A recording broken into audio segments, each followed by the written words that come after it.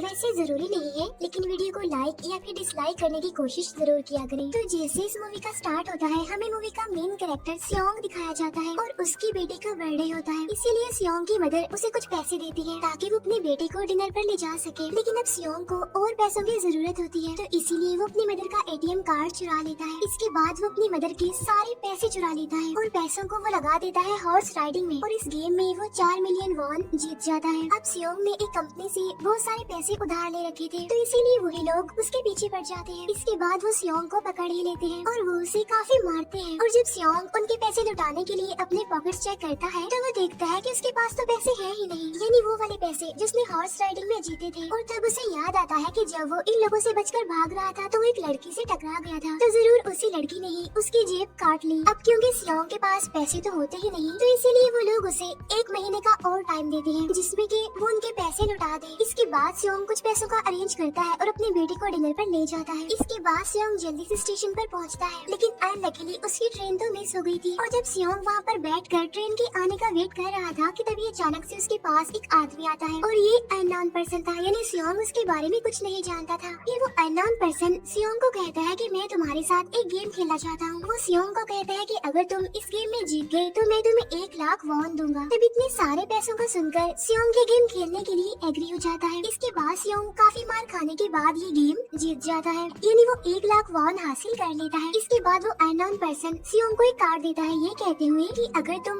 और पैसे जीतना चाहते हो तो इस कार्ड पर जो नंबर लिखा हुआ है उस पर कांटेक्ट करना। इसके बाद सियोंग जब अपने घर जाता है, तो उसकी मदर उसे कहती है कि तुम्हारी बेटी अगले साल अपने स्टेप फादर के साथ यूएस में शिफ्ट हो रही है। यहाँ पर हमें ये पता चलता है कि सियोंग की डिवोर्स हो गई है और उसकी वाइफ ने दूसरी शादी भी कर ली है। लेकिन सियोंग कभी भी ये नहीं चाहता था कि उसकी बेटी उससे दूर जाए, लेकिन उसे बहुत सारे पैसे चाहिए होते हैं अपनी बेटी की कस्टडी वापस लेने के लिए, तो इसीलिए सियोंग उस कार्ड वाले नंबर पर कॉल करता है। इसके बाद सियोंग को एक गाड़ी में लाया जाता है जहाँ पर और भी लोग थे, लेकिन फिर उन सारे लोगों को बेहोश कर दिया जाता है। और जब उन सब लोगों की आँख खुलती है, तो वो खुद को एक फैसिलिटी में पाते हैं जहाँ टोटल 456 लोग थे, और वो वहाँ पर एज अ प्लेयर थे, क्योंकि उन सबको एक यूनिफॉर्म भी पहनाया हुआ था। इस फैसिलिटी का होस्ट यानी लीडर एक आदमी था जो कि फ्रंट मैन था वहाँ पर, और वो सब पर नजर रख रहा था। अब यहाँ पर एक कॉमन चीज थी कि जितने भी लोगों को वहाँ पर लाया गया था, उन सब ने कर्जे लिए हुए थे बहुत ज्यादा। सियोंग वहाँ पर प्लेयर नंबर 1 से मिलता है, जो कि एक बूढ़ा आदमी था। उस बूढ़े आदमी को ब्रेन ट्यूमर था, यही वजह थी कि वो यहाँ पर आया था, क्योंकि उसकी लाइफ तो वैसे भी खत्म ही होने वाली थी। इसके बाद वहाँ पर 2 प्लेयर्स, जिनमें लड़के का नाम साइबियोक और लड़के का नाम जेंग होता है, उनके बीच फाइट होती है। अब यहाँ पर साइबियोक वही लड़की थी जो सियोंग के पैसे लेकर भाग गई थी, यानी उसी ने उसकी जेब काटी थी। सियोंग तो उसे देखते ही पहचान लेता है, इसीलिए वो अपने पैसे मांगने के लिए उसके पास जाता है। तभी वहाँ पर कुछ गार्ड्स आ जाते हैं जिन्होंने पिंक कलर का यूनिफॉर्म पहना था और उनके फेस अच्छी तरह से कवर्ड थे। गार्ड्स उन सभी प्लेयर्स को बताते हैं कि तुम्हें यहाँ पर टोटल 6 गेम्स खेलनी होंगी, और जो इस गेम का विनर होगा उसे बहुत सारे पैसे मिलेंगे। इसके बाद उन सबसे एक कॉन्ट्रैक्ट पर साइन करवाया जाता है, और इस कॉन्ट्रैक्ट के 3 मेन रूल्स थे। पहला रूल ये कि कोई भी प्लेयर अपनी मर्जी से गेम को छोड़कर नहीं जा सकता। दूसरा रूल ये होता है कि जो भी प्लेयर खेलने से मना करेगा तो उस प्लेयर को एलिमिनेट कर दिया जाएगा, और उनके मुताबिक एलिमिनेट का मतलब क्या था ये तो हम आगे ही जानेंगे। गेम का तीसरा रूल ये था कि अगर मेजॉरिटी इस गेम को खेलना नहीं चाहती तो वो इस गेम को छोड़कर जा सकते हैं। इसके बाद उन सबको गेम के लिए ले जाया जाता है। अब यहाँ पर सियोंग अपने क्लासमेट सैंगवू से भी मिलता है, जो कि उसे बचपन से जानता था। सियोंग उसे वहाँ पर देखकर काफी हैरान होता है, क्योंकि वो तो किसी बिजनेस के लिए आउट ऑफ कंट्री चला गया था। अब पहले गेम के लिए वहाँ पर एक काफी बड़ी डॉल थी, और इस गेम का रूल काफी सिंपल था, और वो ये था कि डॉल जब भी गाना गाएगी उन सबको आगे बढ़ना है, और जैसे ही वो गाना गाना बंद करेगी तो उन सबको रुक जाना है और मूव नहीं करना है, और अगर कोई हिल गया तो उसे एलिमिनेट कर दिया जाएगा। अब स्टार्टिंग में तो ये सब कुछ उन्हें किसी प्रैंक की तरह लग रहा था, लेकिन जब एक लड़का हिल जाता है तो उसे शूट करके मार दिया जाता है, और यही होता है एलिमिनेट का मतलब, यानी उन्हें मार दिया जाएगा। अब ये देखकर वो सारे लोग काफी घबरा जाते हैं, और उन्हें पता चल चुका था कि वो खतरे में है, इसीलिए लोग डरते हुए पैनिक करते हुए इधर उधर भागने लगते हैं। लेकिन अब क्योंकि गेम का रूल था, इसीलिए जो भी हिलता है उसे मार दिया जाता है, और जितने भी सर्वाइवर होते हैं वो किसी न किसी तरह इस गेम को कंप्लीट कर ही लेते हैं। लेकिन जो लोग मर जाते हैं उनकी डेड बॉडीज को वहाँ से ले जाया जाता है, और अब 456 प्लेयर्स में से सिर्फ 255 ही रह गए थे। अब क्योंकि वो सारे प्लेयर्स इतना ज्यादा डर जाते हैं कि अब कोई भी गेम खेलना नहीं चाहता था। लेकिन जैसा कि रूल नंबर 3 था कि अगर मेजोरिटी चाहे तो वो ये गेम स्किप कर सकती है, तो इसीलिए उनका लीडर यानी फ्रंटमैन वोटिंग करवाता है। लेकिन इससे पहले उन्हें प्राइज मनी दिखाई जाती है, यानी जो विनर को मिलेगी। लेकिन इन केस अगर कोई गेम को छोड़कर चला जाएगा तो ये सारे पैसे मरे हुए प्लेयर्स की फैमिलीज को मिल जाएंगे और ये prize money total 45 billion won होती है। इसके बाद वोटिंग करवाई जाती है जिसमें मेजोरिटी इस गेम को खेलना नहीं चाहती थी, तो इसीलिए गेम को यहीं पर स्टॉप कर दिया जाता है। लेकिन अगर कभी फ्यूचर में वो लोग चाहें तो इस गेम को रिज्वाइन कर सकते हैं। इसके बाद सभी लोगों को उनके घरों पर छोड़ दिया जाता है। नेक्स्ट सियोंग पुलिस स्टेशन जाता है और वहाँ पर वो पुलिस को सारी बात बता देता है, लेकिन उन लोगों को सियोंग की बातों पर यकीन नहीं होता और उल्टा वो लोग उसे पागल समझने लग जाते हैं। इसके बाद सियोंग उन्हें वही वाला कार्ड दिखाता है, लेकिन हैरान कर देने वाली बात तो ये है कि उस पर जो नंबर था वो रॉन्ग था। इसके बाद सियोंग जब घर जाता है तो उसकी मदर वहाँ पर नहीं होती। उधर सियोंग का क्लासमेट सेंगू अपनी मदर को छुपकर देख रहा होता है और तभी वहाँ पर सियोंग भी आ जाता है। यहाँ पर सेंगू अपसेट होते हुए सियोंग को बताता है कि मेरे ऊपर 6 बिलियन का कर्ज है। वो बताता है कि मैंने क्लाइंट्स के पैसे लेकर स्टॉक मार्जिन में लगा दिए थे, लेकिन अनलकीली वो सारे पैसे डूब गए। और तभी सियोंग के पास हॉस्पिटल से कॉल आती है। सियोंग की मदर का पाँव काफी इंजर्ड था, लेकिन डायबिटीज का ट्रीटमेंट न होने की वजह से उनकी चोट और ज्यादा बढ़ गई। तब डॉक्टर सियोंग को बताते हैं कि तुम्हारी मदर का ट्रीटमेंट हो सकता है, लेकिन इसके लिए हमें इनका पाँव काटना होगा। लेकिन इस ऑपरेशन में बहुत सारे पैसे लगने वाले थे, लेकिन जाहिर सी बात है सियोंग के पास इतने पैसे तो होते नहीं। इवन उसने तो अपनी मदर के इंश्योरेंस के पैसे भी उड़ा दिए थे। तब इसीलिए सियोंग पैसे मांगने के लिए अपनी वाइफ के पास जाता है, लेकिन उसकी वाइफ उसे पैसे देने से इनकार कर देती है। फिर उसकी वाइफ अपने हस्बैंड को बताती है कि सियोंग आया था पैसे मांगने के लिए, और तभी उसका हस्बैंड सियोंग को पैसे देने आता है। साथ साथ उसे ये भी कहता है कि मेरी फैमिली से दूर रहो, लेकिन सियोंग उसे मारने लगता है और तभी उसकी बेटी भी वहाँ पर आ जाती है। इसके बाद सियोंग का एक फ्रेंड अपने बॉस के पास पैसे मांगने जाता है, लेकिन उसका बॉस उसे पैसे देने से मना कर देता है, तो इसीलिए उन दोनों के बीच फाइट होने लगती है। इस फाइट के दौरान उसके बॉस का हाथ मशीन में आ जाता है, तो मौके का फायदा उठाकर सियोंग का फ्रेंड पैसे लेकर वहाँ से भाग जाता है। फिर इसके बाद सियोंग का फ्रेंड अपने घर आकर अपनी वाइफ को कहता है कि पहले फ्लाइट लो और जाओ यहाँ से। इसके बाद सईब्यूक एक एजेंट से मिलती है, क्योंकि उसने अपनी मदर को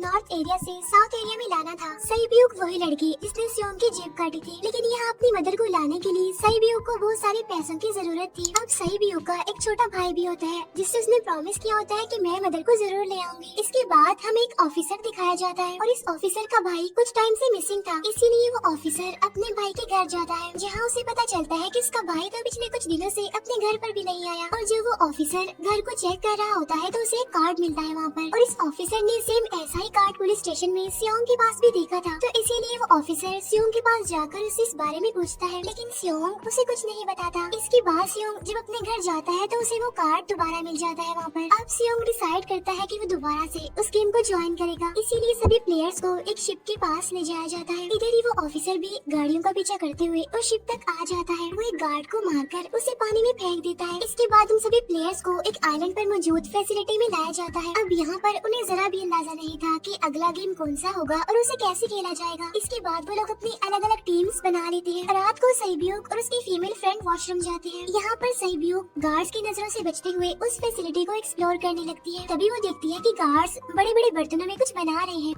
लेकिन अब क्योंकि गार्ड्स को शक हो जाता है तो एक गार्ड वॉशरूम्स को चेक करने के लिए आता है, लेकिन तब तक सईब्यूक वापस आ चुकी थी। इसके बाद सईब्यूक अपनी फीमेल फ्रेंड को सारी बात बता देती है जो उसने देखा था, लेकिन यहाँ पर सेंगू उन दोनों की बातें सुन लेता है और वो इस बारे में सईब्यूक से पूछता है, जिस पर सईब्यूक बताती है कि वो बड़े बड़े बर्तनों में कुछ पका रहे थे। इसके बाद उन सभी प्लेयर्स को प्लेग्राउंड में लाया जाता है, जहाँ पर उनके सामने 4 शेप्स थी। 4 शेप्स में से उन्होंने किसी एक शेप को चूज करना था। अब यहाँ पर सेंगू को पता चल जाता है कि गेम क्या है और क्या करना है हमें। सेंगू सियोंग को बताता है कि सबने अलग अलग शेप्स को चुनना है। इसके बाद उन सभी को एक छोटा सा बर्तन दिया जाता है जिसमें की शेप्स बनी होती है। अब गेम उनकी ये होती है कि उन्होंने किसी तरह उस शेप को बाहर निकालना है बगैर डैमेज किए, लेकिन अगर शेप जरा से भी खराब हो गई तो उन्हें एलिमिनेट कर दिया जाएगा, यानी मार दिया जाएगा। अब यहाँ पर सेंगू तो इजिली उस शेप को निकाल लेता है, लेकिन सियोंग इतना ज्यादा घबरा जाता है कि उसकी हालत खराब होने लगती है, लेकिन फिर वो किसी न किसी तरह करके इस गेम को भी जीत लेता है। इसके बाद उन सबको वापस से रूम में लाया जाता है। अब यहाँ पर 187 प्लेयर्स वापस आए थे, जिनमें से अब सिर्फ 108 ही रह गए थे। इसके बाद उन सबको खाने के लिए ले जाया जाता है, लेकिन खाने की वजह से जैंग की एक लड़के से फाइट हो जाती है, जहाँ पर जैंग उस लड़के को इतना ज्यादा मारता है कि वो मौके पर ही मर जाता है। इधर ही हम देखते हैं कि उन प्लेयर्स में से एक डॉक्टर होता है जो गार्ड्स के साथ मिलकर मरे हुए लोगों के ऑर्गन्स निकाल कर उन्हें चाइनीज को बेचने का काम करता है। इसीलिए जब भी डेड बॉडीज को ले जाया जाता है तो वो डेड बॉडीज को गायब कर लेते हैं, क्योंकि ये सब कुछ एक प्लान के अकॉर्डिंग चल रहा था, क्योंकि ये सारा कुछ फ्रंट मैन से छुपकर हो रहा रहा था। यही वजह थी कि कंट्रोल रूम में भी उन्होंने अपना ही एक आदमी बिठाया हुआ था जो कि उन लोगों की सारी वीडियो फुटेज डिलीट कर देता था और गार्ड्स तो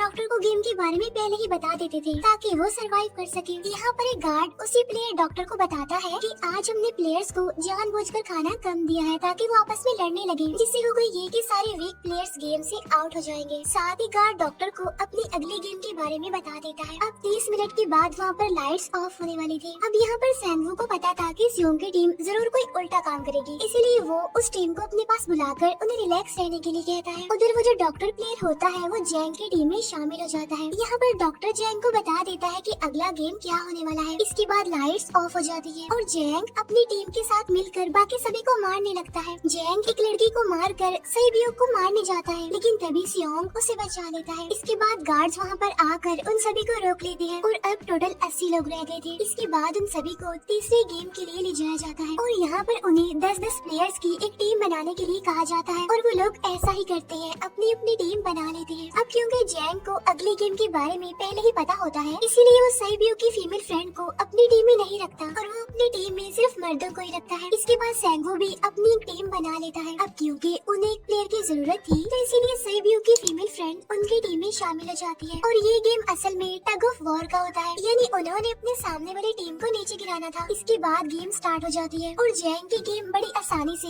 इस गेम को जीत लेती है। इसके बाद बारी होती है सैंगवू की टीम की। तब प्लेयर नंबर 1 यानी वो बूढ़ा आदमी कहता है कि मैंने अपनी जिंदगी में बहुत सारी टग ऑफ वॉर्स खेल रखी है, इसीलिए उन सबको गाइड करता है कि इस गेम को कैसे जीतना है। तो इसीलिए वो लोग किसी न किसी तरह करके इस गेम को जीत जाते हैं। फिर दिखाया जाता है कि 30 मिनट के बाद दोबारा से लाइट्स ऑफ हो जाएंगी, जिस पर सैंगवू उन सबको कहता है कि रेडी रहना। तो इसीलिए वो डिसाइड करते हैं कि एक एक करके हम पहरा देंगे। अब जैंग की टीम में एक से बढ़कर एक चालाक प्लेयर था, तो इसीलिए जैंग को डर होता है कि कहीं उसकी टीम उसे ही साइड पर न लगा दे, यानी उसे ही अपने रास्ते से न हटा दे। दूसरी तरफ डॉक्टर और गार्ड्स मिलकर डेड बॉडी के ऑर्गन्स निकाल रहे होते हैं और इन ऑर्गन्स को डिलीवर करने जाना था गार्ड नंबर 28 एंड 29। तब वो सभी एक डेड बॉडी के बारे में बातें करने लगती हैं, जिसकी सिर्फ एक किडनी थी और वो उसे ज़ॉम्बी कह रहे थे। अब यहाँ पर जो गार्ड नंबर 29 था, यानी जिसने वो ऑर्गन्स डिलीवर करने जाने थे, वो कोई और नहीं बल्कि वो ऑफिसर था जो गार्ड के बेस में वहाँ पर आया था। और ये सब बातें सुनकर उसे शक होता है कि शायद ये लोग मेरे भाई की बात कर रहे हैं, क्योंकि उसकी भी एक ही किडनी थी। इसके बाद नंबर 28 और 29 यानी वो ऑफिसर ऑर्गन्स को डिलीवर करने के लिए चले जाते हैं। रास्ते में वो ऑफिसर नोटिस करता है कि टनल में तो बॉम्ब लगा हुआ है। तब नंबर 28 उसे बताता है कि जब हम यहाँ से बाहर निकलेंगे तो इस जगह को ब्लास्ट कर दिया जाएगा। अब यहाँ पर वो ऑफिसर नंबर 28 से और इन्फॉर्मेशन लेने की कोशिश करता है, इसीलिए नंबर 28 को उस पर डाउट होने लगता है। इसीलिए वो उस ऑफिसर को अपना फेस दिखाने के लिए कहता है। अब यहाँ पर वो ऑफिसर अपना फेस भी दिखा देता है, साथ साथ वो नंबर 28 पर गन पॉइंट भी कर देता है। साथ साथ वो ऑफिसर उससे एक किडनी वाले आदमी के बारे में पूछता है कि वो कौन है जिसे तुम ज़ॉम्बी कहते थे, जिस पर वो नंबर 28 उससे कहता है कि वो तो एक लड़की थी। अब यहाँ पर नंबर 28 उस ऑफिसर को कहता है कि तुम लीडर के रूम में जाकर सारी इन्फॉर्मेशन देख सकती हो, वहाँ पर सबका डाटा है। ये जानने के बाद वो ऑफिसर नंबर 28 को मार डालता है। उधर वो डॉक्टर गार्ड से अगली गेम के बारे में पूछता है, लेकिन इस बार गार्ड्स को भी अगली गेम के बारे में पता नहीं होता। तब इसीलिए डॉक्टर को गुस्सा आ जाता है और वो एक गार्ड को पकड़ लेता है और उनकी फाइट होने लगती है। इसी फाइट में डॉक्टर उस गार्ड को मार कर वहाँ से भाग जाता है। इसके बाद एक गार्ड भी उसका पीछा करता है और वो दोनों प्लेग्राउंड में आ जाते हैं। यहाँ पर गार्ड डॉक्टर को अपनी बातों में फंसा कर उसे मारने वाला होता है, लेकिन तभी लीडर इन्हें फ्रंटमैन आकर उसे मार डालता है और बाद में वो उस डॉक्टर को भी मार डालते हैं। साथ साथ इन्हें वहीं पर नंबर 28 की डेड बॉडी भी मिल जाती है, जिससे इन्हें ये पता चल जाता है कि फैसिलिटी में कोई घुस गया है। उधर वो ऑफिसर लीडर यानी फ्रंटमैन के रूम तक पहुंच जाता है। तब वो चेक करते करते एक ऐसे रूम में जाता है जहाँ पर सबके रिकॉर्ड्स थे और जब वो ऑफिसर रिकॉर्ड चेक कर रहा होता है तो उसे सभी विनर्स की एक लिस्ट मिलती है, जिसमें उसके भाई का भी नाम था, यानी वो भी कभी विनर था। उधर सभी प्लेयर्स को 4th गेम के लिए ले जाया जाता है, जहाँ पर उन सबको अपना अपना पार्टनर चुनने के लिए कहा जाता है और वो प्लेयर्स करते भी ऐसा ही है, अपना अपना पार्टनर चुन लेते हैं। सैबियो की फीमेल फ्रेंड भी अपना पार्टनर ढूंढने की कोशिश करती है, लेकिन कोई भी उसका पार्टनर बनने को तैयार ही नहीं था। इसके बाद सभी प्लेयर्स को 10-10 मार्बल्स दिए जाते हैं। असल में ये गेम ऐसी होती है कि एक प्लेयर को अपने पार्टनर से सारे मार्बल्स लेनी होती है बगैर कोई जोर जबरदस्ती किए, और जो दूसरा पर्सन होगा यानी जिसके पास मार्बल्स नहीं होंगे उसे मार दिया जाएगा। फिर सैंगवू और सियोंग का फ्रेंड ऑड और इवन का गेम खेलते हैं, जिसमें कि उन्होंने गेस करना था कि सामने वाले के हाथ में कितने मार्बल्स हैं। अब यहाँ पर सियोंग का फ्रेंड सेंगवू के सारे मार्बल्स जीत जाता है, जिसकी वजह से लास्ट में सेंगवू के पास सिर्फ एक ही मार्बल बचता है। अब क्योंकि सेंगवू को पता चल चुका था कि अब वो बच नहीं पाएगा, इसीलिए वो सियोंग के फ्रेंड को अपनी बातों में फंसाकर उसे ये यकीन दिलाता है कि अगर हम में से कोई भी हार गया तो हारे हुए लोगों का मैच दोबारा करवाया जाएगा। अब यहाँ पर सेंगवू धोखे से सियोंग के फ्रेंड के सारे मार्बल्स चेंज कर देता है। इसके बाद सेंगवू मार्बल्स लेकर गार्ड को दे देता है और वहाँ से बाहर चला जाता है। और जब सियोंग का फ्रेंड मार्बल्स चेक करता है तो वहाँ पर पत्थर होते हैं। उधर प्लेयर नंबर 1 यानी उस बूढ़े आदमी की हालत खराब हो रही थी, इसीलिए वो तो इधर उधर घूम रहा था, लेकिन सियोंग किसी तरह उसे खेलने के लिए एग्री कर लेता है। अब यहाँ पर वो दोनों यानी वो बूढ़ा आदमी और सियोंग भी इवन आउट खेलते हैं। अब इनमें से वो बूढ़ा आदमी सियोंग के सारे मार्बल्स जीत जाता है, लेकिन लास्ट राउंड में वो बूढ़ा आदमी भूल जाता है कि उसने क्या चूज किया था। तो यहाँ पर सियोंग उसे बातों में फंसाकर उसके सारे मार्बल्स ले लेता है, लेकिन यकीन मानिए कि वो बूढ़ा आदमी काफी चालाक था। उसने एक मार्बल अपने पास ही रखा हुआ था और वो दोबारा से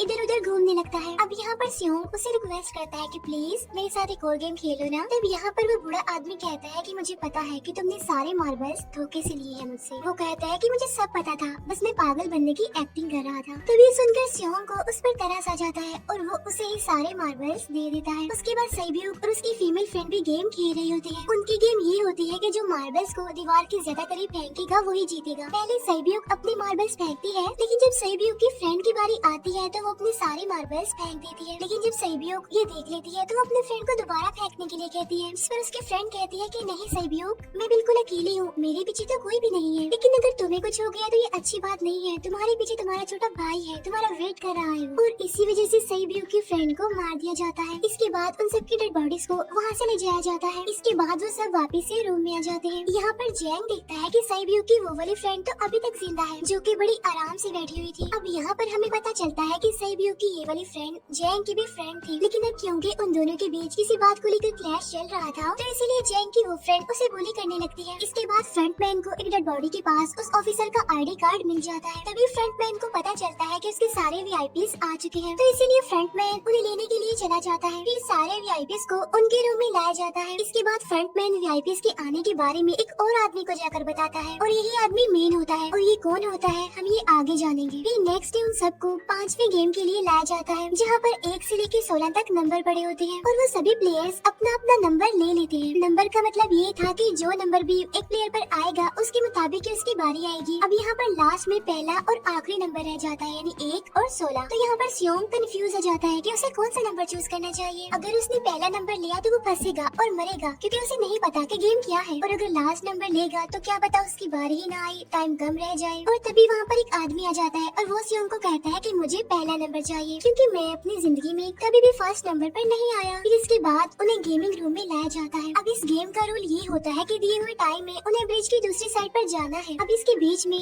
2 तरह के ग्लास लगे होते हैं, एक तो होता है आम ग्लास और एक होता है टेम्पर्ड ग्लास। आम ग्लास पर पाँव रखते ही वो टूट जाएगा और वो लोग नीचे गिर जाएंगे। इसके बाद गेम स्टार्ट हो जाता है और वो लोग एक एक करके मरने लगते हैं। फिर एक टाइम ऐसा आता है जब जैंग सबके सामने होता है और वो आगे ही नहीं बढ़ रहा होता। अब उनके पास एक ही रास्ता था, या तो वो आगे जाए या सारे ही मर जाएं। और तभी जैंग के सामने उसकी वही फ्रेंड आ जाती है जो उसे बुली कर रही थी और वो जैंग को कहती है कि मैंने तुम्हें कहा था कि जिस दिन तुमने मुझे धोखा दिया मैं तुम्हें मार दूंगी। इसके बाद वो जैंग को पकड़ लेती है और उसे लेकर नीचे कूद जाती है, जिसकी वजह से उन दोनों की मौत हो जाती है। अब वहाँ पर एक आदमी था जो कि ग्लास कंपनी में काम करता था और उसे पता था कि टेम्पर्ड ग्लास कौन सा है, लेकिन जब फ्रंटमैन को इस बात का पता चल जाता है तो वो लाइट्स ऑफ करवा देता है ताकि वो ग्लास को पहचान ही ना पाए। अब लास्ट में एक ही स्टेप बचता है और उनके पास तो टाइम भी नहीं था, इसीलिए सेंगवू उस आदमी को धक्का दे देता है। तो यहाँ पर सेंगवू, सियोंग और सैब्यूक ब्रिज को पार कर लेते हैं, लेकिन ग्लास टूटने की वजह से उन्हें काफी चोट लग जाती है, खास तौर पर सैब्यूक को। उधर उस ऑफिसर ने एक सर्वेंट को मारकर उसकी जगह खुद ले ली थी। अब एक वीआईपी को उस ऑफिसर पर शक होता है और वो उसे कहता है कि अपना मास्क रिमूव करो, लेकिन वो ऑफिसर कहता है कि ठीक है, लेकिन मैं अंदर जाकर अपना मास्क रिमूव करूंगा। इसके बाद वो ऑफिसर उस वीआईपी को लेकर अंदर चला जाता है। अंदर जाकर वो ऑफिसर उस वीआईपी को बेहोश कर देता है और इस बात का पता फ्रंटमैन को चल जाता है, इसीलिए फ्रंटमैन उसके पीछे जाता है और वो उस ऑफिसर को देख लेता है, इसीलिए वो ऑफिसर वहाँ से भागकर आईलैंड पर आ जाता है। फ्रंटमैन भी उसका पीछा करते हुए वहाँ पर आ जाता है। अब यहाँ पर वो ऑफिसर अपने सीनियर्स को कॉल करने की कोशिश करता है, लेकिन कॉल कट हो जाती है। फिर वो ऑफिसर उन्हें सारे सबूत भेजता है, लेकिन वहाँ पर नेटवर्क नहीं था। इसके बाद फ्रंटमैन ऑफिसर को पकड़ लेता है और उसे उनके साथ चलने के लिए कहता है, लेकिन वो ऑफिसर तो उस फ्रंटमैन पर गोली चला देता है। इसके बाद फ्रंटमैन अपना अपना मास्क उतार देता है तो वो ऑफिसर देखता है कि वहाँ पर कोई और नहीं बल्कि उसका अपना भाई है वो। इसके बाद ऑफिसर का भाई यानी फ्रंटमैन उसे शूट कर देता है और वो जाकर पानी में गिरता है। उधर ग्लास लगने की वजह से साइबियो काफी इंजर्ड हो गई थी और उसका बहुत सारा खून भी बह रहा होता है। इसके बाद तीनों सर्वाइवर्स को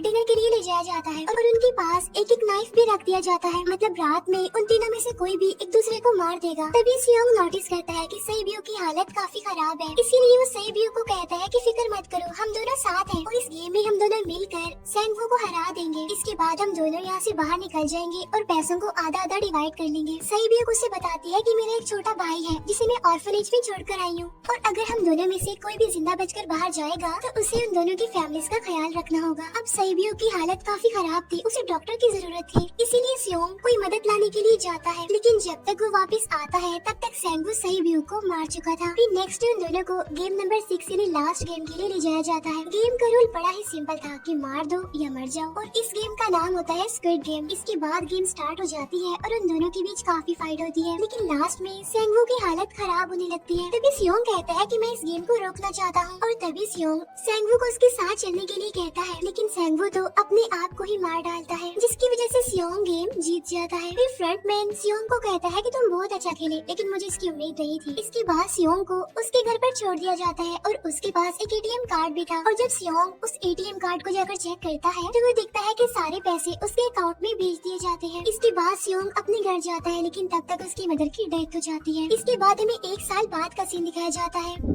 जहाँ पर हम देखते हैं कि सियोंग की हालत काफी खराब हो गई है, यानी वो काफी नशा करने लग गया है और उसने अब तक उन पैसों को हाथ तक नहीं लगाया। एक दिन एक फूल बेचने वाली औरत सियोंग के पास आती है और वो उसे सेम वैसा ही कार्ड देती है जिसमें एक एड्रेस लिखा हुआ था और फिर सियोंग उस एड्रेस पर जाता है जहाँ पर उसे पता चलता है कि ये सारा किया धरा किसी और का नहीं बल्कि उस बूढ़े का है, प्लेयर नंबर 1 का, और वो अभी भी जिंदा है। यहाँ पर वो बूढ़ा आदमी सियोंग को बताता है कि मैं अपनी लाइफ से बोर हो चुका था और ये सारे गेम मैंने अपने क्लाइंट्स के साथ मिलकर बनाई ताकि मैं लोगों को मरता हुआ देखकर एंजॉय कर सकूं, लेकिन हाँ, हमने किसी को मजबूर नहीं किया था ऐसा करने के लिए और मैंने गेम में इसीलिए पार्टिसिपेट किया क्योंकि गेम देखने से ज्यादा उसे खेलने में मजा आता है। वो कहता है जो पैसे तुम्हारे पास है वो मेरे ही है और ये कहते ही उस बूढ़े आदमी की मौत हो जाती है। इसके बाद सियोंग साइबियो के छोटे भाई के पास जाता है और उसे लेकर वो जाता है सेंगवू की मदर के पास और वो सेंगवू की मदर को कहता है कि इस बच्चे का ख्याल रखना, साथ साथ वो उसे एक बैग भी देता है जिसमें बहुत सारे पैसे होते हैं। इसके बाद सियोंग स्टेशन पर जाता है जहाँ पर उसे वही अननोन पर्सन मिलता है जो कि उसे मूवी के स्टार्ट में भी मिला था। यहाँ पर सियोंग उसका पीछा भी करता है, लेकिन तब तक वो भाग चुका था। फिर सियोंग उस कार्ड वाले नंबर पर कॉल करता है और वो पूछता है कि तुम लोग कौन हो और लोगों के साथ ऐसा क्यों कर रही हो, क्यों खेल रही हो लोगों की जिंदगी से। लेकिन आगे से उसे रिस्पॉन्स आता है कि सियोंग अगर तुमने जिंदा बचना है तो प्लेन में चढ़ जाओ और इसी के साथ ही मूवी यहीं पर एंड हो जाती है।